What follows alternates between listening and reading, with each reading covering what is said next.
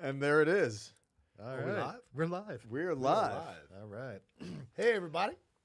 So now, as we typically do here, we just want to make sure that everyone can hear us. So Yeah, so we're doing a sound check right now, and you're going to help us out. Yeah, it is. So if you can hear us, we want some thumbs up and give us some good feedback. yes, In our please. feed. Throw it in the comments saying that you can hear us well. Excellent. Now it's great. A lot of people we already got a lot of people. I could see a ton tuning of in, comments a lot right of there. questions. So this is always a ton of fun. So what we do whenever we get together to record a new batch of episodes, we always start it, well, obviously with prayer, and then after that, we do a live stream. So we get to interact with everybody, and it helps keep us, understand. It's a good way to get started, too. Yeah, it's Yeah. fun. It's a nice way to get used to sitting in these chairs again and being And in a room reconnect you with guys. a number of people that we see on our feeds and social media, Facebook, Instagram, Twitter, and then the people that are on our YouTube channel all the time. It's just really nice to kind of interact with them in a live setting. Yep. And everyone says that they can hear us great. So let's Excellent. get going. So what have you guys been up to? It's been, about 3 months since we've been together? See? Yeah. Yeah. Yeah, we went on that pilgrimage. It was That's a right. beautiful experience. Yeah, so we went on a pilgrimage together to Mexico City, to Fatima. I'm not Fatima, Brian. See, I'm not there yet. So Our Lady of Guadalupe. We went to Fatima last November. So we went and saw Our Lady of Guadalupe. We saw Conchita. Cabrera, Jose Miguel- Sanchez del Pro, Rio, yeah. Miguel Miguel Pro. Pro. It was a really great It trip. was a powerhouse of a trip, and to think that we did it in 5 days, and the amount of experiences that we had were really impressive. And just being able to pray in front of the tilma of Juan Diego and see the image that God painted by his creative hand, that is not disintegrated on that cactus fiber, is just phenomenal. Like, it was just such a moving experience. I've been 5 times now. We've been several times together. It never gets old. I mean, it's just really impressive. Yep. I brought back COVID as a souvenir. Yes, I heard. And another parishioner actually brought back COVID too. Yeah. Really? Rocked for a week and a half. Who was that? Just a brother that Oh, was okay. in the Yeah. parish. Yeah. Yeah, so it was a little bit around, but it was worth it. Yeah. I didn't have it too bad. You got sick too, didn't you? I did, yeah. I had a stomach bug or something. I skirted the day before because I needed to come back. I made a promise of celebrating all of the masses in the parish for 7 weeks straight. And I needed to get back to make it for the Saturday Vigil Mass, Yeah. and there was no way I could get a flight to make it back. So I skirted the sickness, which was a blessing in the long run. We used to say that you were the David Lee Roth of the priesthood, which I still think is true. But I think you also are In now a good sense, right? But you're also now the James Brown. I mean, you're the hardest working priest in the show business, right? Man, yeah. You're Father Rich, for all of you guys don't know. He works hard. He's doing a lot of work. He's building a parish down here in Nocatee, Florida. That's why you got to stay hydrated. Yeah, people. stay hydrated. But so let's get into some of these questions. Now, we talked real quick about that pilgrimage. Before we get out, I want to talk about another really cool thing that we have for everybody. So first question, and we've talked about some of these before, but these are the people. Oh, so SP Marsh, are Catholic weddings permitted outside? Thank you for all that you do. Yeah, it's a great question. A lot of people are very interested in that question. It really comes down to the local ordinary and what the bishop has set up in his diocese. So here in our diocese, in the Diocese of St. Augustine, we have 2 locations in beautiful sunny Florida, in Northeast Florida. At Marywood Retreat Center, there's been an ability to have mass to celebrate weddings outside near the river. And then we also have a custom of having weddings out at Mission Nombre de Dios, the first mission in the United States of America, successful and fruitful mission. And at that location, you can also have an outdoor wedding at the rustic altar, which was the altar that commemorates the altar built by Father Lopez and his companions with Pedro Menendez. Yeah, That reminds me, actually, my nephew wants to get married. And remember we were talking about that? Yeah. He wants to connect with you and see if we could talk about this now. That would be really special. I think would he love that. might have the intention of can you just go to the beach? Yeah. Right. So and no, have and a- customarily, I think that's a great point, Delacroix. Customarily across the United States and across the world, there isn't, really, you can't get married outside. That's typical. You want to have your sacraments within the place of worship and in a place of community gathering. So a lot of times, the frustration it is for me as a priest and really administratively, pastorally speaking, people want their sacrament for themselves. But every sacrament in the sacramental life of the church is meant to build up community life, even marriage and family. When you look at an exclusive bond between a man and a woman, that exclusivity is very important, but it's also inclusive in the sense that, it is Christ's love for his church, and the sacrament generates the witness of love between a man and a woman that is effective in community life. And it should be celebrated and nurtured in the community. So every sacrament is not like a private thing, like your baptism, or your child's baptism shouldn't be a private thing. It should be a public thing for the sake of the community. Well, they used to ring the church bells in certain codes so that you knew exactly what was happening. This person's getting baptized, or this person's having their funeral, or this person's getting married. That is a communal thing. So, but there's certain instances where you can get married outside. Check with your bishop, This is a good question from Josephology. Was St. Joseph the Virgin father of Jesus, or the widower 80-year-old foster father of baby Jesus? Oh. So we did an episode on St. Joseph. I like your name, by the way, Josephology. Yeah, I think he's from Canada or something. Yeah, he watched a lot of our shows, and he always got some good comments. that's And he's cool. always like, more St. Joseph. But we did an episode on St. Joseph, and we kind of posited both theories. So there's, among scholars and, exegetes, they'll say either St. Joseph was, a young guy who was just a chaste heart, and he was a virgin and married to Our Lady, and they remained that way. Or he was an older, widowed man who basically was Mary's protector in their marriage, and that he had children from previous marriage. That's like the cousins or brothers of Jesus. I kind of tend towards the more young, strong St. Joseph than the old. He had to go to Egypt. I mean, Yeah. like he had to take care. Just some of the things that were required of him. Yeah. I mean, He's still working as a carpenter, you know? I mean, And what is the virtue of St. Joseph in light of a sense of virality as a youth, being so chaste and being so disciplined in his heart and being so just, or in comparison to like an older gentleman, 80, 90 years old, that, is widowed, that doesn't have the same, the same disciplines of chastity that a young person would. So I always look to St. Joseph as a model of masculine virtue, and I always put that virality as the forefront of the way that I look at him, as the earthly father of Jesus. Like God the Father entrusted his only begotten Son so that he would be fathered in an earthly manner, in a perfect manner by St. Joseph. I mean, so was he 30 or 80? Why don't we just split the difference and say he was somewhere between 41 and 47, which is, I think, kind of, it's the right age where you got all the right manliness. Josephology, what do you think about that? I want to hear what you think. I mean, you're Let's 41, split you're it. 47. Yeah, That's kind of the right range. in the middle. Yeah, It's there like you go. young enough to still do stuff, old enough to know, right? And I'm 40. I'm 40. Yeah, it's creeping Maybe up turning. pretty Yeah, I soon. know. It's getting close. Sharon Felton asks, my daughter, who was married in a city clerk's office and now divorced, remarry in the Catholic Church. Now that we've done an episode on divorces and annulments. It's possible. We highly recommend watching those videos too, because that'll be helpful. But there is always a path in the church. There's always a path in the church. It's about taking that path and working with your parish priest and your tribunal and discovering what exactly needs to be done so that your daughter can get married in the Catholic Church. There's always a lot of nuance in these cases, depending on what your intention was, what happened there. Yeah, I'm one of them. Yeah. So I mean, we got married at a clerk. Same thing with my parents. My mom, was married to my dad in the Catholic Church. She got remarried and then convalidated in the Catholic Church.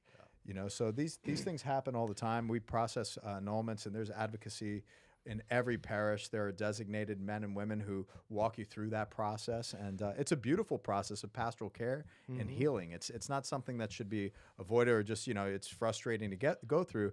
This is a chance for the church to really get to meet you where you are, see where you've come from, and then open you to the beauty of love in the marriage of the Catholic Church. Yeah, I think like most things in life, just ask. Yeah. Call your church and ask and say, hey, this is my situation, and they'll help you out. That's what they're there for. She did ask. Yeah. And there you go.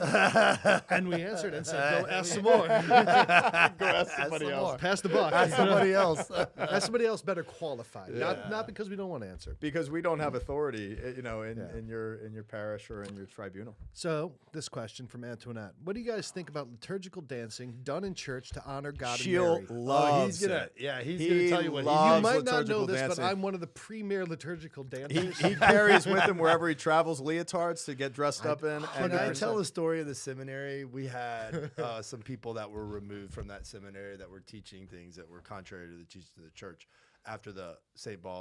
John Paul II, Pope St. John, sent a group there. I forget what they call it. But we went to Barry University and we went to mass there, and these women are dancing with these candles. And it's like, to me, it's like super weird, right? These are like white ladies, right? And they're dancing. And so I white was ladies like, dance too. yeah, I was like, after mass, I'm like, hey, What's wrong with the white ladies? What's wrong I was with the like, white lady dancing? well, I'm getting there.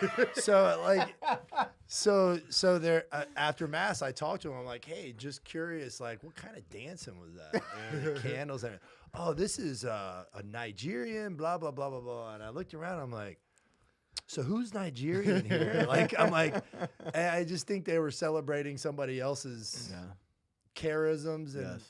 Just to kind of be like socially responsible, or like, I don't know. It was just There is a strange nothing vibe. more beautiful than, you know, a liturgical expression within the context of a culture that is rooted in their worship, right? Like when you get to worship and have the privilege of worshiping with a Nigerian community, another African community, or you know, other cultures that this is a part of their worship, and it's not just basically invented.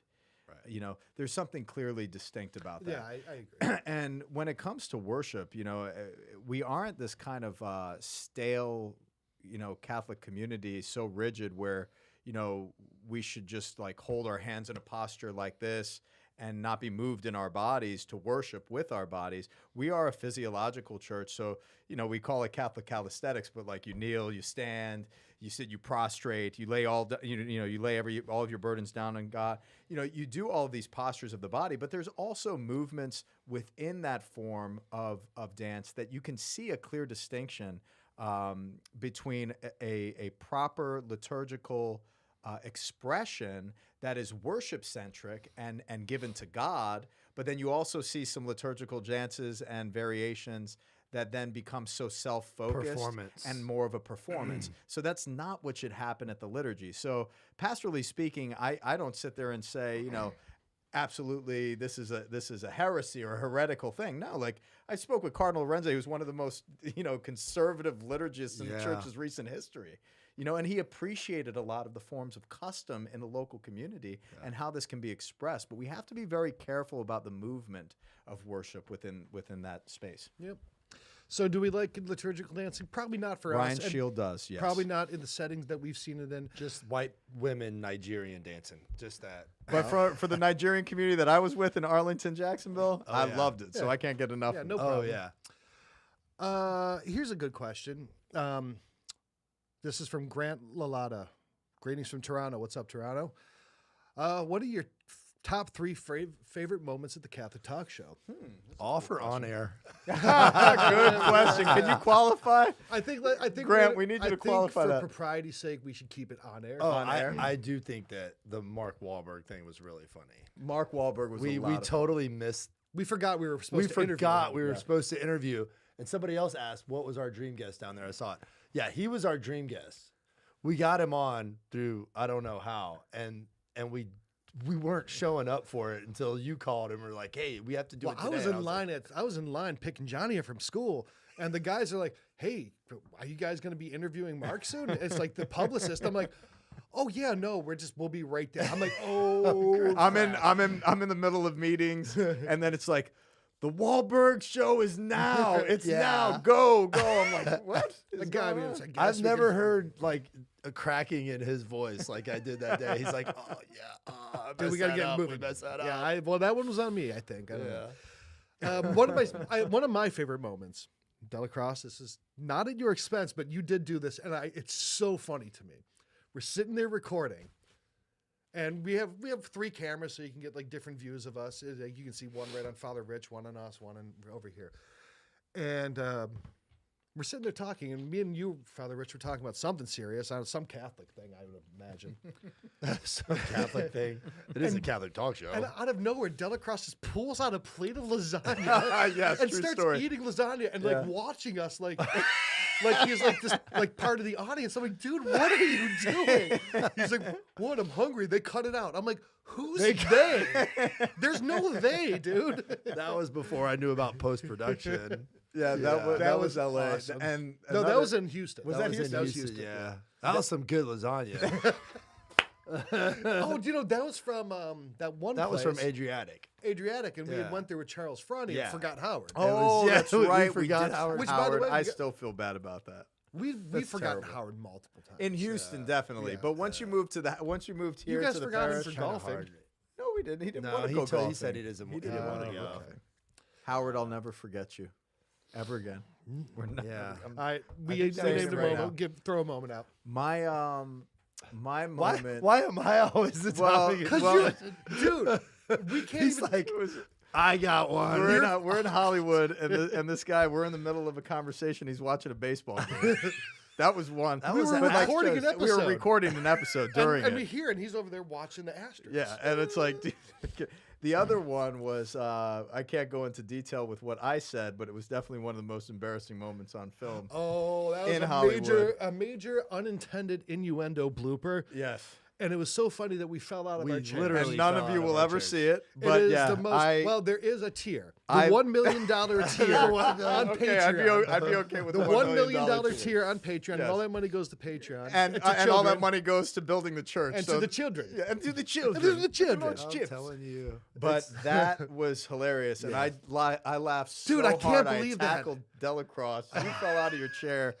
I mean, it was. I found very that funny. video recently. Oh God bless. Let's destroy that video. I love it. Okay, so is there a KFC council at JP2 Parish? Yes, there is, and a very active council, and I believe we're number one in recruitment in the state of Florida, and we're Get up outta there. here. Yeah, we're up there nationally too. We have one of the most active Knights of Columbus, and I couldn't be more proud. I've been a knight myself for close to 20 years, and a fourth degree knight, and I'm I'm a knight. so proud of my Knights of Columbus here. Anything that I need, I make a call, and they're out there, full army, ready to roll. Yeah, I mean, just I've love seen it. the guys there. I've heard you talking my to them. There, gosh. you got a good group here, but I didn't know that. I Amazing. mean, it was that powerful. Yeah, That's awesome. Yeah, and still growing. This is from Michael Bummer. Thanks for the super chat. That's awesome. That's always helpful. Says, love the show, fellas. Do each of you have a dream guest you'd like to have on the show someday? So we talked about from the very beginning when we were in Hollywood, we were doing shout outs, and we did say Mark Wahlberg and Donnie because we wanted to kind of well, we wanted to have them fight and see who would exactly win, right? yeah. 'Cause we're That just- was cool. So we're still waiting for Donnie. Right. But I think for me personally, Jack Black as Nacho, I would love that. I think Jack Black. So I even tried to get it going on Twitter where we're going to have our followers all tweet at Jack Black every day until he comes on the show. But I think we got to find, maybe wait for the 20th anniversary of Nacho Libre at this point. Got to have Gotta be some getting reason. close. Yeah, I know. Jack Black would be good. So we need your help. I like it. Get us Jack Black. Who's your dream guest? Yeah, Mark was definitely up there. Let's see, Mike Piazza, Doppelganger. Tommy Lasorda. Tommy Lasorda. Tommy Lasorda. I was going the baseball route. So just Italian Dodgers players. Roy Campanella. yeah, he's dead. Yeah.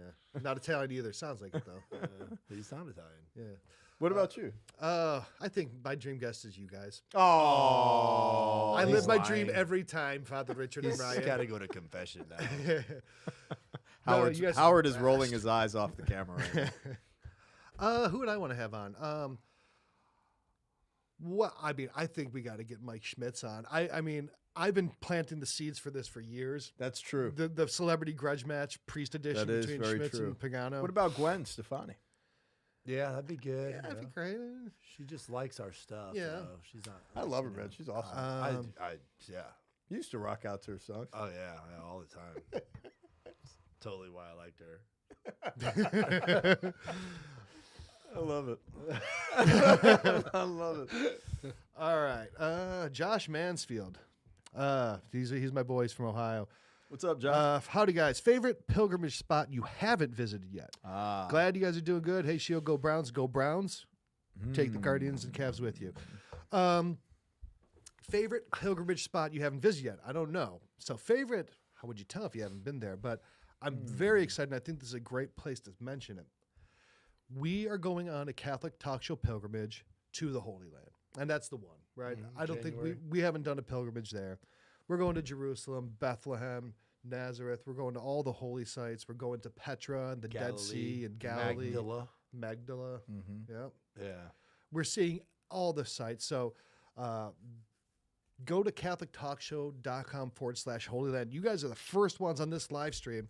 Besides the people who were with us on the trip to Mexico are hearing about it. This trip will 100% sell out.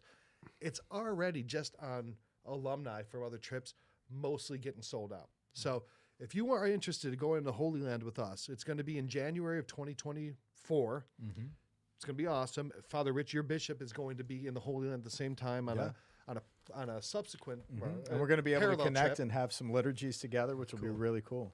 And we've packed this trip full of stuff. So if you go to catholictalkshow.com/Holy Land, you could find out about that. But for me, that's the place. I'm stoked about the extension that we're doing with that too. And, you know, there's a couple of places on the extension that I haven't been able to attend yet. What are those? Well, Dude, I just love the fact that you're always playing with something or drinking something and making noises over there. And then you're like, oops.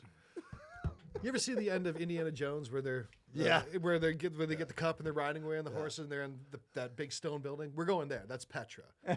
So we got to get the horses, right? And, or dude, if we could find the Holy Grail in there, That would stop be the legit. aging process on us. Oh man, that would be great. That'd be helpful. I'd need it right now. Yeah, me too, dude. I'm aging like a, what'd you say, a catcher's mitt? No, you look like a catcher's mitt, but you're aging like a pumpkin. These are my friends. All right. Let's see. So this is from Mary Lou Cervantes. When did bishops lose the power to heal? So I think the question is, you know, the first bishops, which were the apostles, had the charism of healing, all of them through, which I would imagine would be a special grace given on Pentecost. But what, I guess, gifts do bishops retain from their apostolic succession? They exercise the fullness of priesthood, so they exercise everything, including healing. And you know, I've seen it time and time again where bishops have been very much involved in healing. And one recent that I think of with Bishop Esteves, you know, it's the fullness of priesthood is active by way of God's mercy through the bishops. And you know, like the ministry of healing that I've extended in my pastoral care is rooted in the bishop's priesthood. So it's like it's my priesthood is nothing without It's a the supernatural faculties that I extension. receive from him. So it's the fullness is in the bishop, and the bishop absolutely has that faculty and that administration of that healing. So this is from Mary and John King. I don't know if it's from Mary or John or from both, but Father, I'm having difficulty with feeling forgiveness for the past sins of mine, even after confession.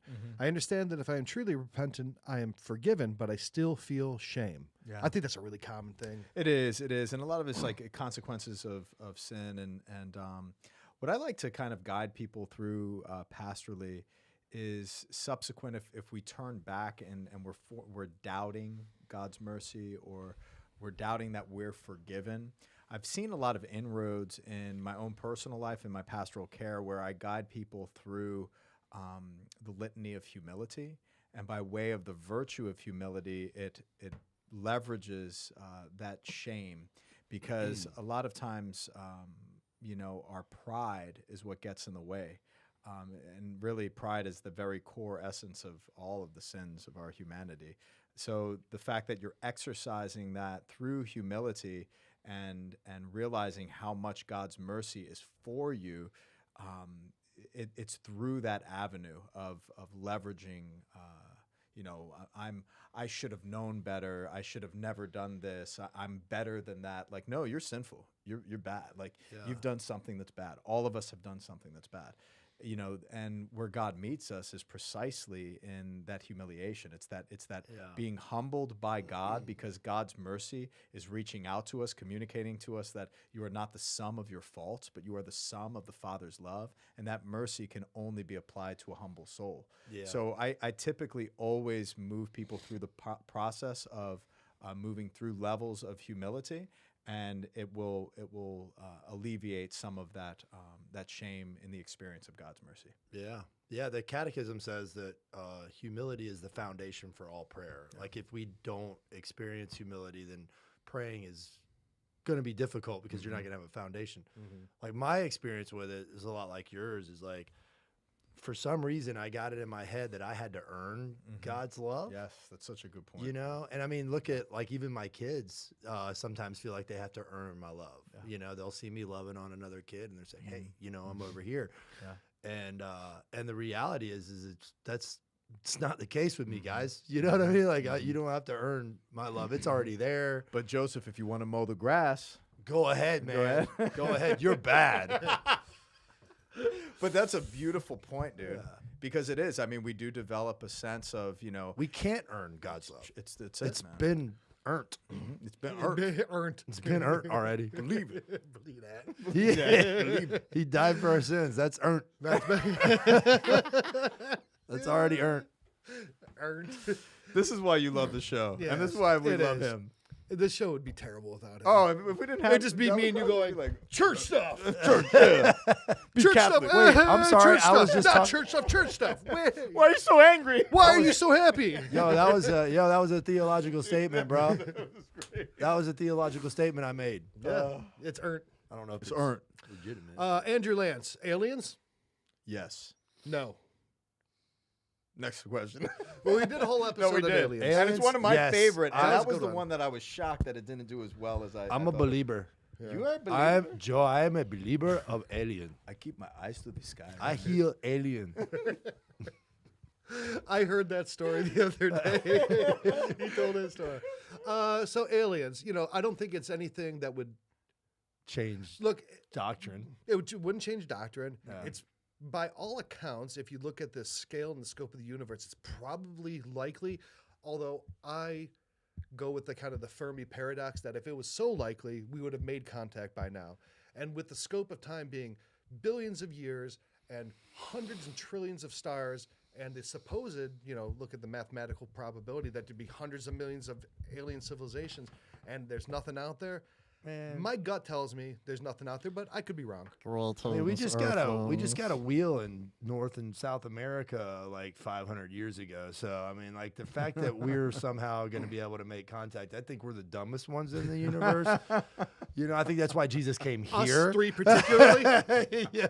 Us three particularly. The dumbest people in the universe. If there Right is here. aliens, Jesus is like, I got to go to Earth, dude. This is out of control. Let's see here. Oh, so this is a question I wanted to answer. So this one is from Militant Catholic.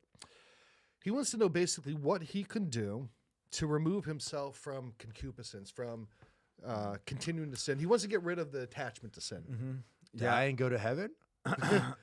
There's really no other way to Yeah. get rid of attachment. Natural death, of But course. here's the thing. Once you get to heaven, you would not have had any attachment to sin because you can't get to heaven. You're with going to it be purified. in purgatory. So what can we do to kind of lessen that purgation now? What are some good ways, Father Rich, to Sacrament. Well, I think fasting is one of the most important. That fasting of the senses and growing in personal holiness. The ascetical life, and I would encourage you following and you've probably already been exposed to this, but the desert mothers and the desert fathers.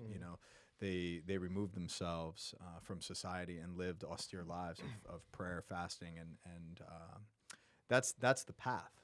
Of sanctification, and that's a part of it. And you also want to make sure that you're not going down the path of scrupulosity too. Like, God's mercy is for you and reaches you in your limitations. And if anybody out there is struggling with scrupulosity, I highly recommend looking to Saint Ignatius of Loyola. He had a charism of ministering to people with scrupulosity, and that's typically where I direct people who are struggling with What that. kind of, like a book or something? There's a number of materials. Is it a movie? Is it in a Yeah, I'll movie? watch movies. We need to make it into a movie, Ryan. Yeah, scrupulosity is. Oh, it's What is that? brutal, What bro. is that a sin of? What would the sinful nature of that be in terms of a vice?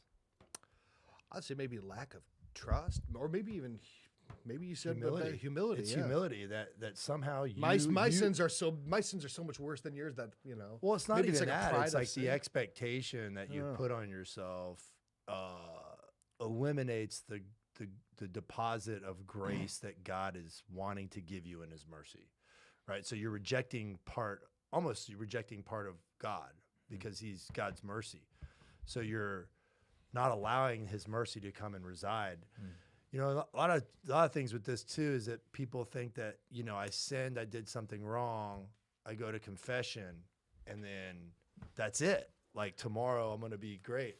Well, what was Pope John Paul II doing going to confession every week? All right. Was he confessing a different sin every time? Probably not. No, it's No, probably he the wasn't. same. Yeah, exactly. So it's kind of like those electric cars we used to play with when we were little, and if you were cool. Like you zip it around, right? And then it hits that little metal part. Oh yeah, man, I remember And it's those. usually like kind of wiggling, you Yeah, know? I used to And love then it just those. hits that electric thing and it gets straight online again. Yeah. And then it whips back around and it fiddles a Dude, little I bit. like that a lot. So you have to look at confession Used and to love sin as a those things. cyclical electric racetrack if you were cool when you were Yeah. little. Yeah. You should have been a priest. Yeah, I am a priest to 7 kids. And wife, loving wife. Big shout out to Jen. She said she was listening tonight, but I doubt it. Hi, Jennifer. She's probably listening to Schmitz. She would She's be. listening. Thanks Uh, a lot. Thanks a lot. Actually, speaking of, someone said, "Does Father Mike Schmitz have a bobblehead on the table?" No, we have a candle. We do. A Where is the votive candle? Ah, we- votive candle. This is terrible. We didn't put it on the table as No. we started.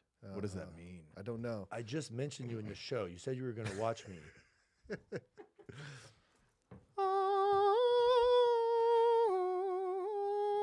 Sante Padre Yeah, Mike that's copyright infringement right there.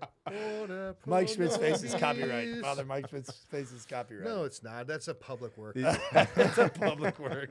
So whenever we were not living up to the standards and the high standards of Ascension Presents, which they do a great job, and Father Mike Schmitz, we light this candle and say, God, we know that we're not that good.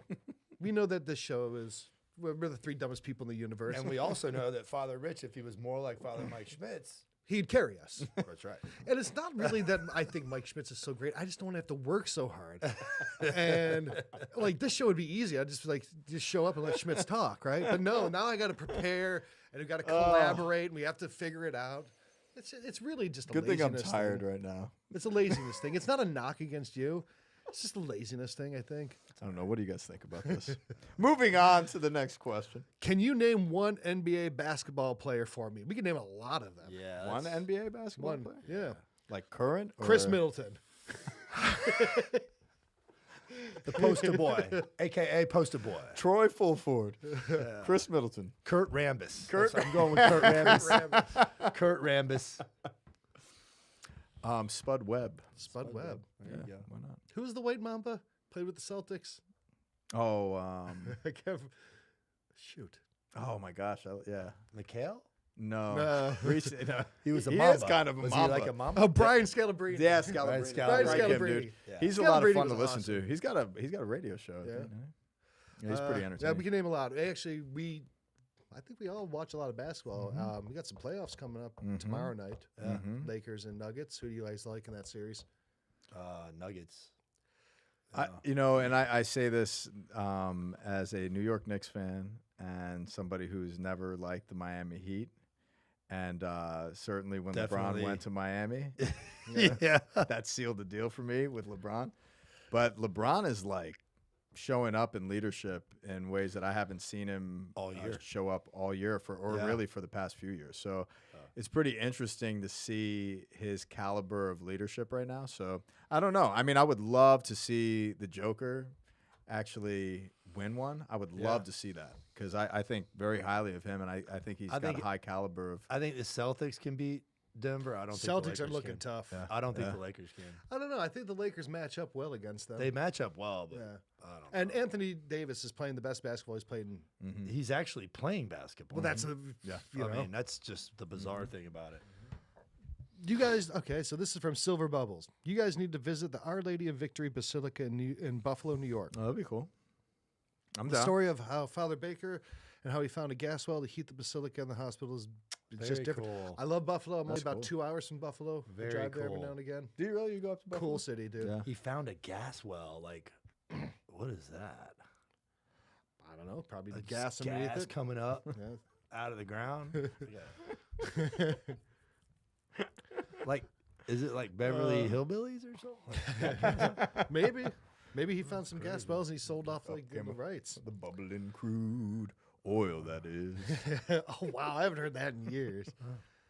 Okay, so I'm gonna try to. I don't think Nina's first language is English, so I'm gonna try to read it, and you guys try to figure it out here. I have to ask: is it okay to be more happy in the mind after talking to an ex-friend? since our friendship becomes so toxic in the end. So like, um, is it good to like end relationships with friends when they're no longer healthy for you? I think. Yeah, I think we have to exercise discernment in relationships. You know, I think we live under the false guise of, you know, striving after thousands of friends or hundreds of friends. You know, I highly recommend read Sirach chapter 6, and it goes into friendship and expresses like, consider yourself blessed if you have one friend, one person who treats you as another self. Like, it's a rare thing when you discover friendship at that extent. And in the process of discernment, you know, like, you have to be very discerning in who you share the pearls of your life with, who you share the sufferings of your life with, because people may not intend the very best for you, but that's what you're meant for. So we go through the discernment process, and we extend charity to all people, and we extend the very best and treat others as you would like to be treated. But ultimately, it's you know, discerning whom you share the most intimacy, the intimate parts of your heart, and that extension of friendship. Amen. This is from Marcus. He gave us a super chat. He said, "You cats are the best. Love listening." Thank you. Marcus, appreciate you, brother. Yeah, Thank you. Really appreciate it. This one is from a Jennifer Delacroix. I'm here, boys. My wife is actually listening to one of our shows. How do you pronounce that? Yeah. I love it. Must have absolutely nothing to do, honey. Delacroix. Yeah, she's Like busy. LaCroix. All the kids are already sleeping. She's like, I guess I'll watch this. Now, speaking Love of you, Jennifer. speaking of that, Lisa Mitchell, or Lois actually said, "What do you guys think of the idea of women priests?"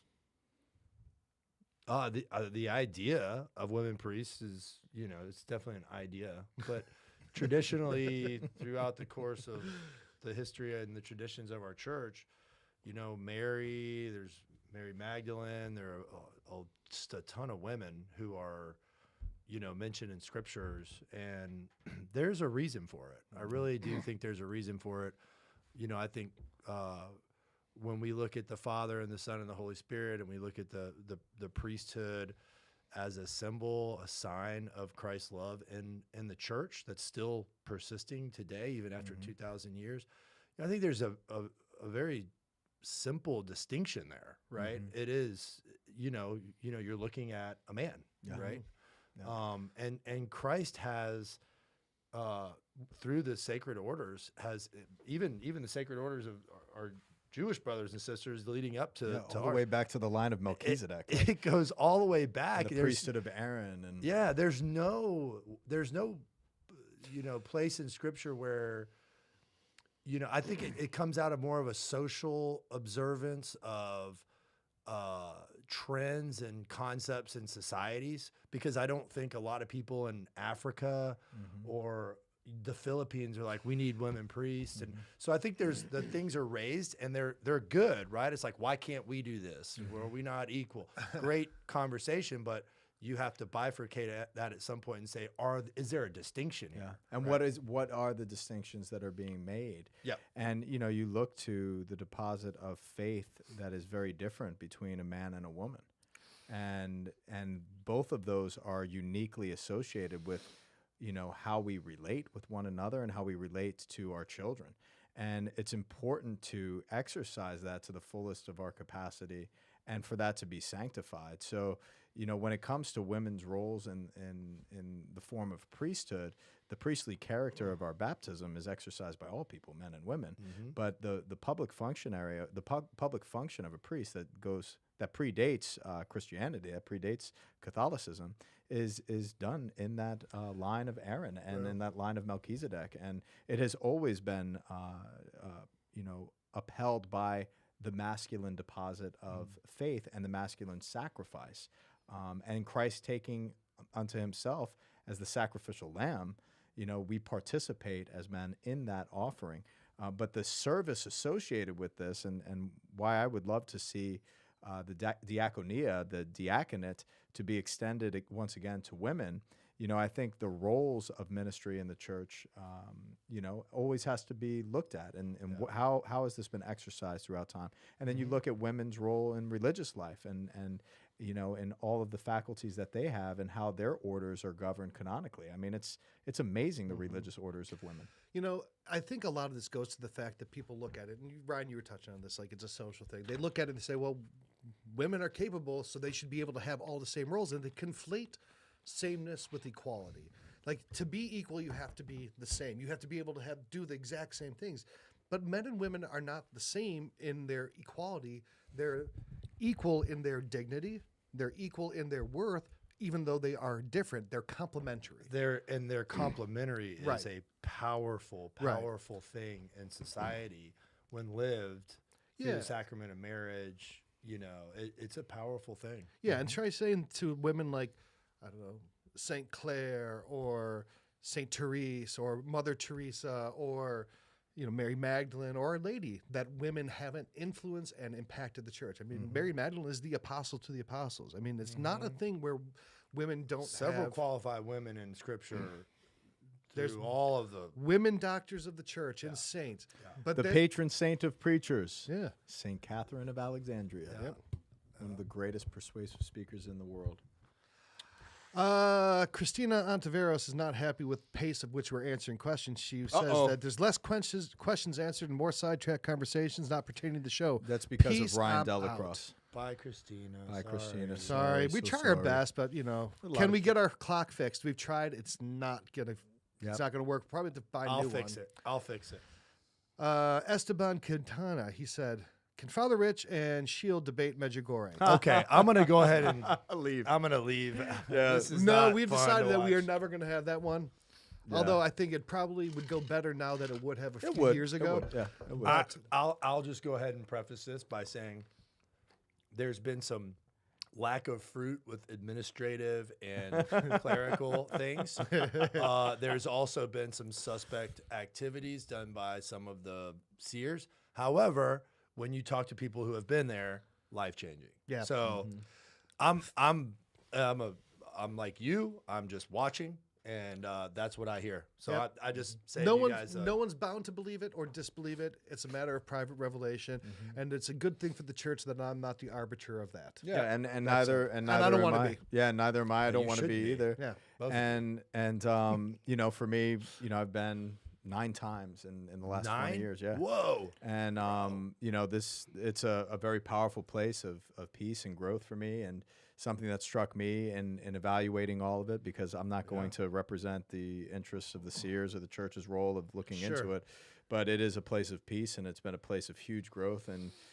something that struck me when I was climbing up Mount Krishevek, Cross Mountain, was you will know a tree by its fruits. And seeing so many people go to confession, walking up the mountain in their bare feet, walking up on their knees, and meditating on the sufferings of Christ, and growing in love of charity to neighbors and people of all nations. You see something very special when you go there. So I think we could leave it at that. Yeah, that's it. Why is it okay for Orthodox priests to marry but not in the Latin rite? Because Orthodox priests have cooler beards, cooler vestments. I'm trying to get my beard up to par. I just think, looking at this, I just think Latin priests can't pull a woman. Where That's the East probably can. that's We did a that's show on definitely- this. Yeah. We did a show on Mary Priest. And, Yeah. and yeah. I mean, it's just tradition. It goes back. In the West, the tradition was that priests were celibate. In the East, it's not, and that's a 1,000+ year-old tradition. And for a greater respect, in the church's history for the Latin rites, for Roman Catholic priesthood, it wasn't exclusively celibate for centuries. All the way up to what, like 1100 or Somewhere in something there, like that. And then a lot of it came down to the sense of it's been a long day for me. Yeah. Patrimony, but not patrimony. I'm thinking of inheritance. Yeah. A lot of the concerns were regarding, and it's something that the church always looks at as it relates to the need for priests. And a good distinction here is that no priests, Eastern or Western, can get married. Priests cannot get married, but married men can become priests in the East. But if you're a priest already and unmarried in the East, you can never get married. And if you're a married priest, you can never become a bishop. You're always going to be, you can never exercise the fullness of the office of the priesthood, even in the East. So there's a lot of distinctions to that. What do you guys think about, and this is coming from Gene Eric, what do you guys feel about the addition of the Coptic martyrs in the Roman calendar? So this was those 21 men who were beheaded Wonderful. by I think ISIS. that's- I'm so glad that they're in the Roman canon. Me too. So glad. I can just I see that remember picture. preaching on that when that happened Yeah. in San Diego. Now, well, I'm just going to say, a lot of people online aren't so happy about it because they're saying that basically Pope Francis canonized somebody, not 21 people, not in communion with Rome, who are in formal and material schism because they're Coptic.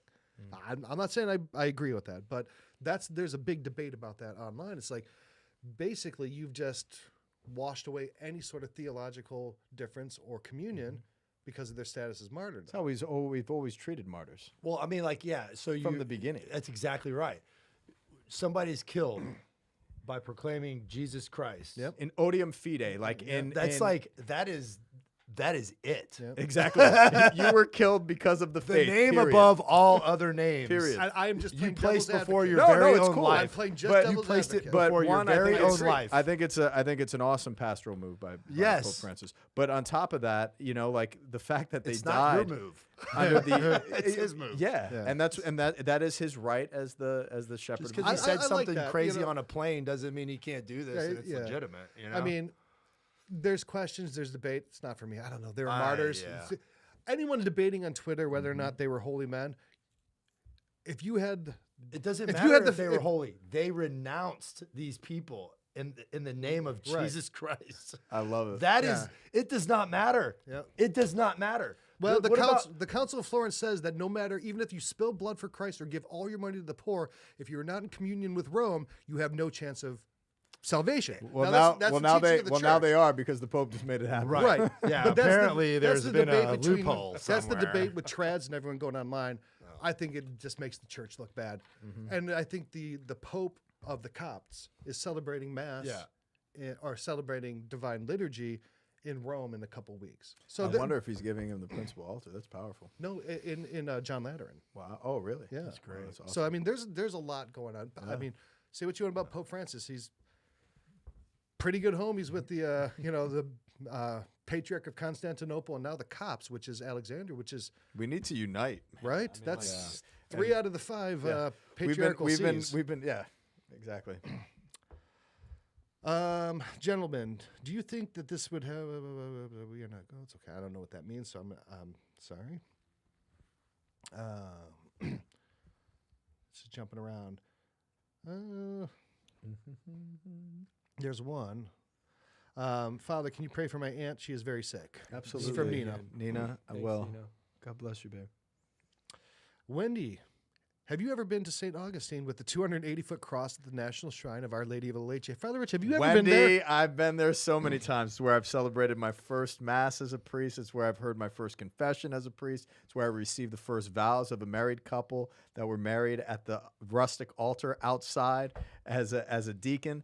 So all of my first there, I hope to have my funeral out there, and I hope to be buried out there. Yeah, Father Rich says that when he dies, me and you have to go chuck his body in there. I don't need a Undercover a of night. headstone or anything like that. Just bury me out Don't there. worry, man. I've been there with a Understood. shovel He at was gonna be night. buried. This is how everybody will know where my headstone Yeah, is. nobody's gonna Where know. I'm- where I'm They're buried. gonna know. But no, we actually at the parish here, St. John Paul II, we are the Northern Territory to Mission Nombre de Dios. So we're a fruit of the mission and a fruit of the cathedral, and our livelihood here at in the faith is like bursting forth. So we're just so excited about this campus development, and anybody that's willing to help me, please, go online to nakatecatholic.com, and we could appreciate any type of help that you could give us. This one is from JT Harley. Any comments on grief? Offering grief to Christ. My wife passed away 6 weeks ago. Oh, Lord have mercy. I mean, and Father Rich, I know that you deal with an incredible amount of grief, and you're always present in the suffering of a community, which is, Yeah. I don't think people understand the kind of weight that puts on a person, right? I think police officers and first responders feel that. People who have been in war zones. where ER nurses and doctors. Right. And, You know, there's some people in our society who are on the front lines of grief, right? And tragedy.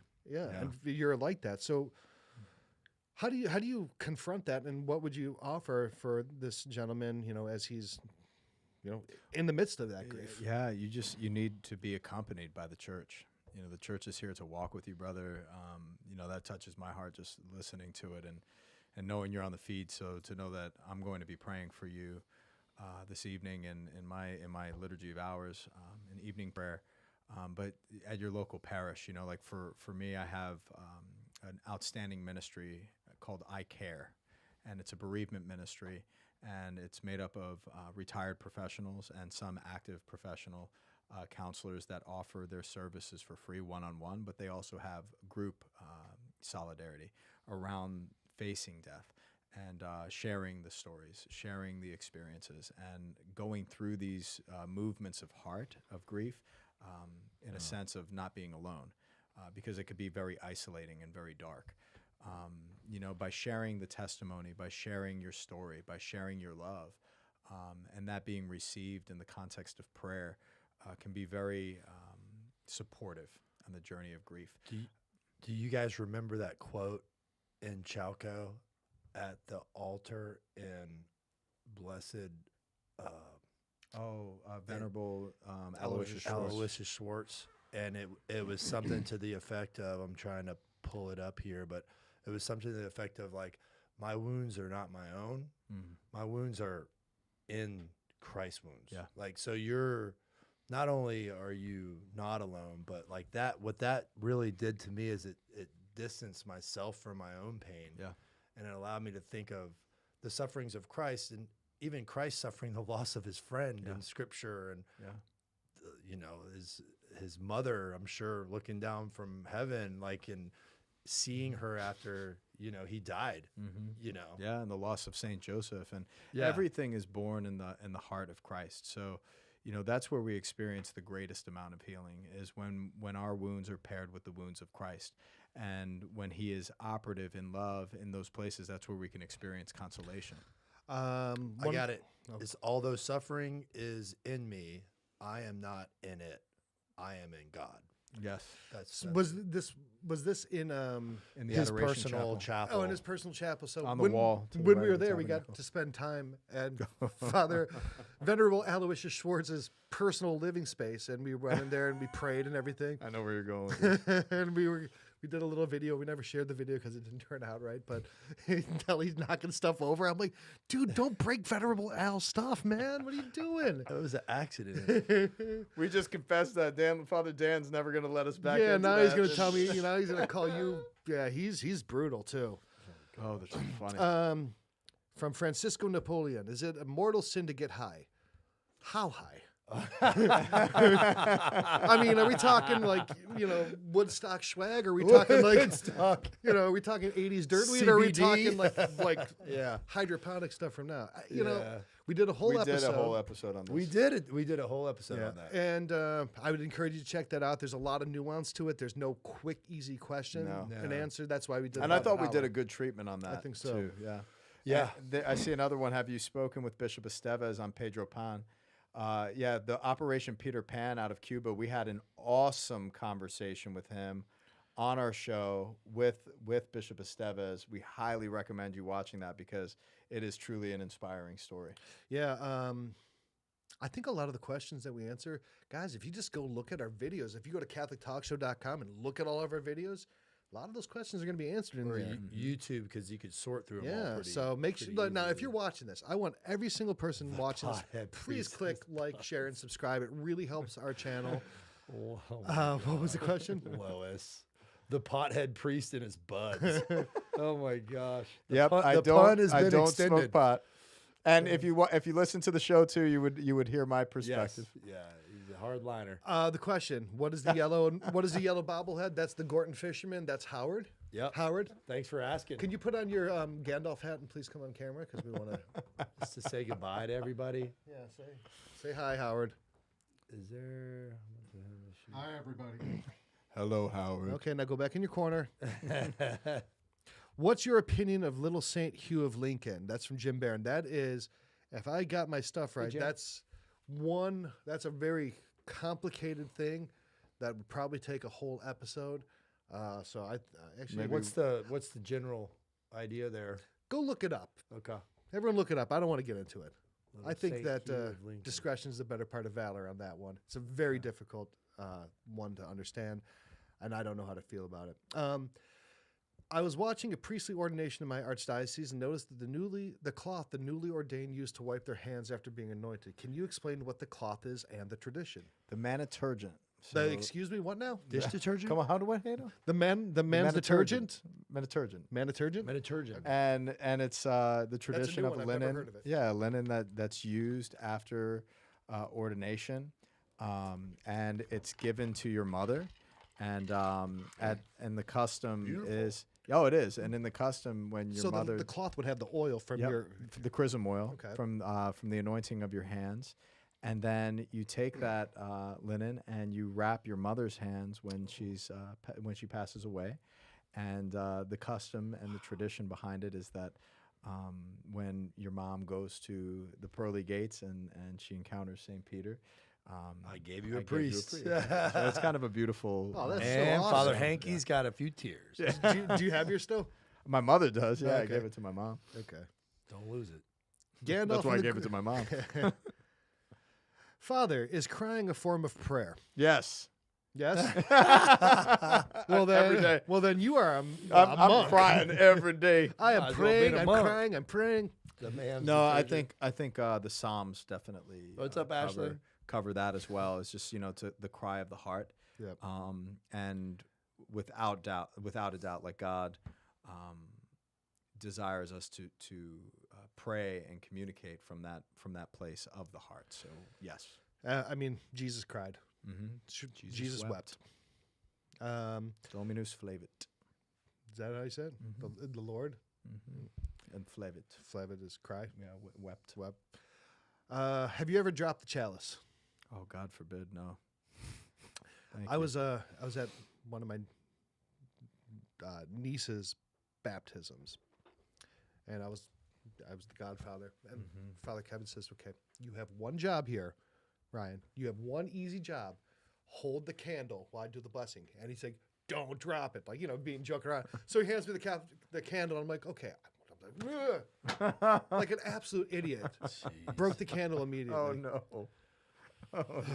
It's pretty bad. You know what this reminds me of, though, is the most nervous I ever was celebrating a mass was on top of a mountain. On top and of spaghetti, all covered with cheese. And it like dropped into like the 20s or whatever. And as I was celebrating mass, I couldn't feel my fingers. And like I was trying to hold the host, and I was like so nervous because I couldn't feel the host. And I celebrated that mass with a men's mountaineering crew from Ave Maria University.